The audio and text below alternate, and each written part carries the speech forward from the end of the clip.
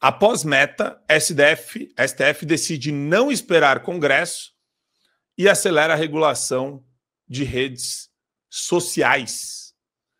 Mudança da Meta fez ministros do Supremo decidirem acelerar julgamento para responsabilização das redes sociais. A gente está falando aqui do Marco Civil da Internet, a discussão sobre o artigo 19 e a atividade criativa dos ministros do Supremo Tribunal Federal, que não é mais legislando, eu não vou mais falar essa palavra, abusando, estão abusando, criando regras abusivas e abusando ao mesmo tempo, porque criar regras abusivas é um ato de abuso em si, fora as regras abusivas também, são vários abusos.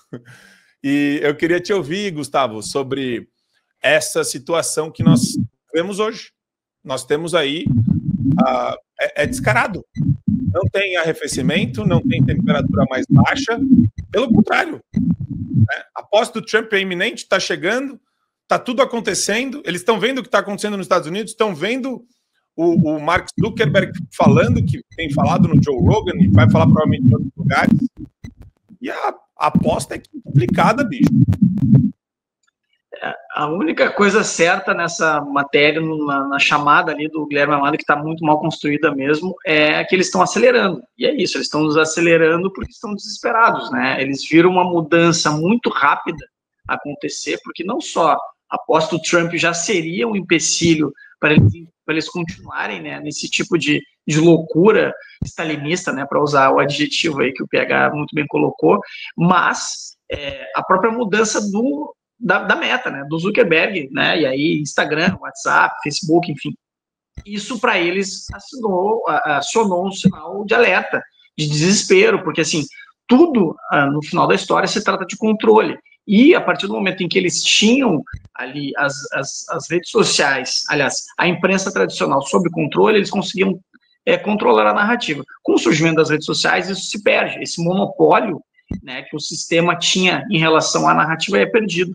E aí, o que eles têm que fazer? Bom, então a gente tem que regular as redes sociais urgentemente. Enquanto a Meta ainda estava do lado de lá, fazendo o jogo deles, ainda que sob chantagem, né, como bem colocou, como bem revelou o Zuckerberg, e para eles estava servindo, porque aí eles conseguiam dar um ar ali de democracia, de liberdade de expressão, e as próprias redes acabavam regulando. Só que isso a gente, né, desde os Twitter Files, a gente começou a ver o quanto isso era imposto para as redes, tanto para o X quanto para a Meta, agora como foi revelado pelo Zuckerberg. Então, assim, eles precisam desesperadamente controlar a narrativa. De que forma? Proibido, né, tornando ilegal a liberdade de expressão. Então, claro que eles não vão dizer estamos aqui proibindo a liberdade de expressão, não. O que eles usam? Olha, a liberdade de expressão ela não é total, ela é relativa. A gente precisa fazer certos controles aqui para defender a democracia. Na verdade, eles atacam a democracia no pretexto de defendê-la. Eu acho que vai ficar muito chato. Eles vão tentar agir como tentaram com o PL 2630, tentaram mudar o marco regulatório, o marco civil da internet, tentaram de várias formas, tentaram atropelar via Supremo, tentaram via Congresso, não conseguiram. Agora, talvez eles tentem via decreto, talvez consigam, mas isso não vai durar muito e vai ficar cada vez mais evidente que a gente, para quem ainda tinha alguma dúvida, né, de que a gente vive uma ditadura no Brasil, tá aí mais uma prova bem atual sobre isso. Perfeito. Eu quero colocar para o PH o vídeo do Zuckerberg falando com o Joe Rogan, que viralizou nesse final de semana. These people from the Biden administration would call up our team and like scream at them and curse, and it's like these documents it's all kind of out there. Did you record any of those phone calls? I don't think we but I think I want to listen. I mean, there are emails. the emails are published. It's all kind of out there. And they're like, and basically it just got to this point where we were like, no, we're not gonna take down things that are true. That's ridiculous.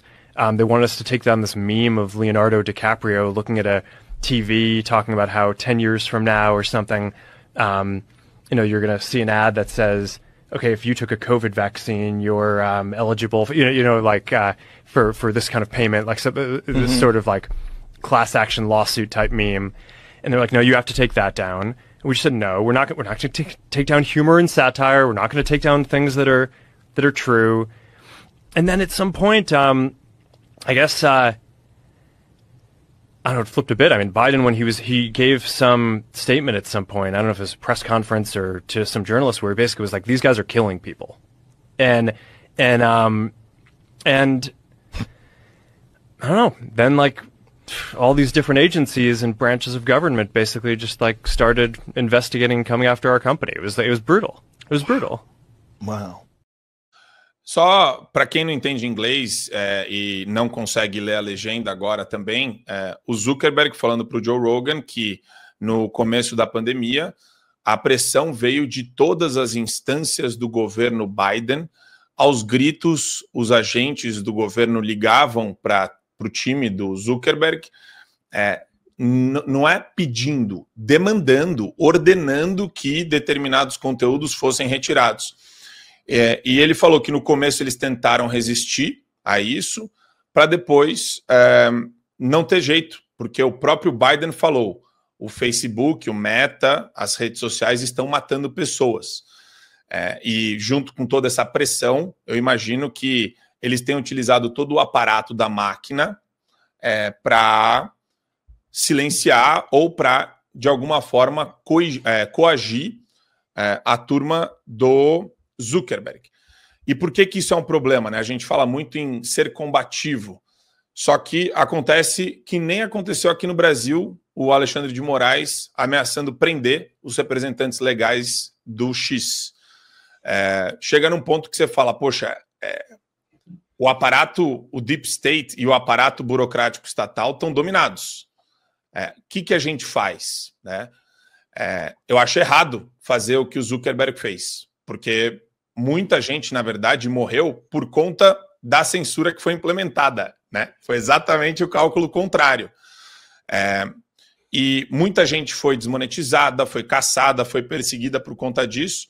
E hoje a gente vê, inclusive, todo o fluxo de conhecimento e de informação indo exatamente para as teses que eram defendidas pelas pessoas que tinham ceticismo sobre a qualidade das vacinas e por aí vai, da imunização.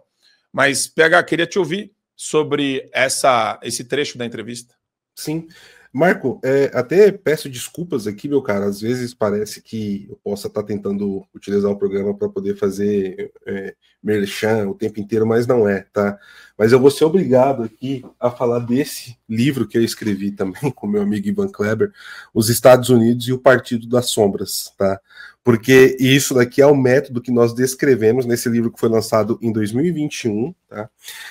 E nesse livro, que o pessoal encontra aí na livraria do Fio Diário, a gente demonstra como o Partido das Sombras, que é uma organização piramidal que tem no topo dessa pirâmide George Soros, a sua ideologia que ele ali pegou do Karl Popper, né, das sociedades abertas, não é à toa que ele tem a Open Society Foundation, como ele populou e tomou por dentro o Partido Democrata. E nesse livro aqui, a gente demonstra todo o esquema que foi montado por essa estrutura dentro do vácuo que existe entre aquilo que é crime, aquilo que não é crime, aquilo que não está muito bem especificado na lei. Eles utilizaram esses corredores para poder fazer as pressões, inclusive usando dinheiro, e não estou falando de corrupção, estou falando de criar uma estrutura, que é o tema que nós estamos batendo aqui nesse programa hoje, né? Desde o início, a criação dessa estrutura de ação, de como se trabalhar, e a partir disso fez toda uma pressão que influenciou entre TVs tirar um presidente em exercício do ar, como a TV americana fez com Trump, censurar um presidente americano e fazer pressão em todos os sentidos para que isso acontecesse. Existe um método, existe uma forma que isso foi feito, né? E nós dissecamos isso e está nesse livro aqui. Então, para quem quiser entender mais a fundo esse ponto, é extremamente importante. Agora, para finalizar o comentário, Marco, o que eu queria trazer aqui? Eu vejo muitas pessoas nessa questão do Mark Zuckerberg falando, mas eu confio nele, mas eu não confio, mas será que... Gente, a questão é que a gente tem que levar em consideração, não importa as motivações do Mark Zuckerberg, eu tenho até análises sobre isso, mas o que importa são os fatos que ele trouxe. independe se ele está mentindo ou não, os fatos que ele trouxe, como isso é corroborado na realidade, o que isso mostra e o que isso demonstra do que está acontecendo no mundo inteiro, principalmente quando ele fala de tribunais secretos na América Latina, né? Tribunais que estavam ali criando comitês para cercear o direito de fala de pessoas por questões políticas e não de fake news. E veja só tudo isso que aconteceu lá no Brosel, né, na América do Leste, porque no Brasil tá tudo bem, né? Lá no Brosel nós temos aí um Supremo autoritário, no Brasil jamais. Então, é isso que nós temos que ver. E, Marco, se você me permite, mais uma vez, agora de manhãzinha saiu um vídeo lá no PH Vox falando justamente sobre isso, né? E tem um outro também que vai sair mais no fim do dia também, tratando sobre essa questão da entrevista do Mark Zuckerberg, que traz um pouco mais dessa visão. Convidar a audiência, depois de assistir aqui o Fio Diário, assistir a timeline, dar uma passadinha lá no PH Vox para acompanhar também. A gente vai falar um pouco mais sobre isso, o conteúdo já está produzido. Muito bom. Eu acho que a gente tem o Daniel, será? Daniel já está na área, time, ou ainda não? Só para eu dar um recado para nossa audiência, vamos ver aqui. Eu acho que ainda não. Tá, daqui a pouco ele entra. Mas a gente tem ainda algumas pautas extremamente importantes. Vamos colocar a checagem do X das notas da comunidade aí, da camarada blogueirada aí, ó. Usuários do X corrigem. Isso é maravilhoso. Corrigem Globo News sobre notas da comunidade. A gente tem o print, não. Eu quero o print do post, que é o que importa para nós aqui. Será que tem aí? Não. Eu vou pedir para o meu time fazer o print desse post, que está na matéria.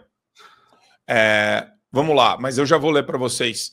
O Otávio Guedes, blogueiro Otávio Guedes, afirmou de forma equivocada que o recurso seria exclusivo para as contas verificadas na rede social. E a emissora publicou a errata. Só que antes da emissora publicar a errata, a gente tem as notas da comunidade. E eles colocam, diferente do que foi dito, não é necessário ser assinante, entre parênteses, pagar para virar um colaborador das notas da comunidade. Para se tornar, é necessário ter uma conta com mais de 6 meses, o número de telefone verificado e não ter violado regras do X. Tem o vídeo, vamos colocar o vídeo deles falando sobre isso. O que é notas da comunidade? Por exemplo, no X, só pode dar nota da comunidade quem é verificado. Verificado aquele pontinho azul e você tem que pagar por isso. Então, não é bem comunidade, é de pagantes, é de assinantes, né? Então, há uma diferença já aí... O que já, desculpa te interromper, o que já altera a amostra, né? Porque, assim, quem topa pagar... não estou dizendo que é todo mundo, mas muita gente que é entusiasta com o X e com o Elon Musk. E que tem essa visão de pós-verdade, que a verdade é relativa, enfim. Então já começa por aí, já na largada. O Lanterninha, por exemplo, ele não é assinante do X. Que seria uma nota, teria, olha, eu, fulano de tal, sou o Lanterninha desse cinema, nunca fui acusado, investigado de estupro. Se ele não pagar o X, ele não vai poder isso. E o cinema fica no Rio de Janeiro, no Maranhão. Será que alguém do Rio Grande do Sul, será que alguém vai parar e vai ter essa técnica de consultar a justiça, consultar a polícia, ouvir o Lanterninha, ouvir quem acusou para fazer, olha, o é fato, é fake? Não vai, gente. O que vai ter é o seguinte, isso aí, todo estuprador merece morrer. E se bobear, além de estuprador, é pedófilo. Então... a nota da comunidade, ela não substitui a checagem dos fatos. Ponto. Esse é o ponto fundamental para mim. Essa história de notas da comunidade é apenas uma cortina de fumaça, pode funcionar em algum momento com a contextualização de um fato histórico, pode.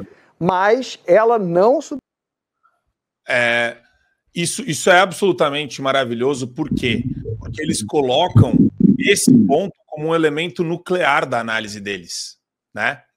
E você vê que eles são totalmente ignorantes com relação ao funcionamento das redes, e é uma coisa que não é matemática aplicada, não é física nuclear, não é, né, física quântica. A gente está falando de O cara, para entender como é que funciona as notas da comunidade, ele lê um texto de 3 minutos ali para entender como funciona. Mas é muito interessante pegar o pessoal no pulo, hein, Gustavo, nesses casos, porque a retórica é igual a da turma do ICL. Pessoas irão morrer. É igual a do Flávio Dino quando ele sambou nos caixões das crianças assassinadas em Blumenau. Fake news mata, desinformação mata. Enquanto isso, eles são, né, eles mesmos os maiores difusores e promotores de mentira e propaganda.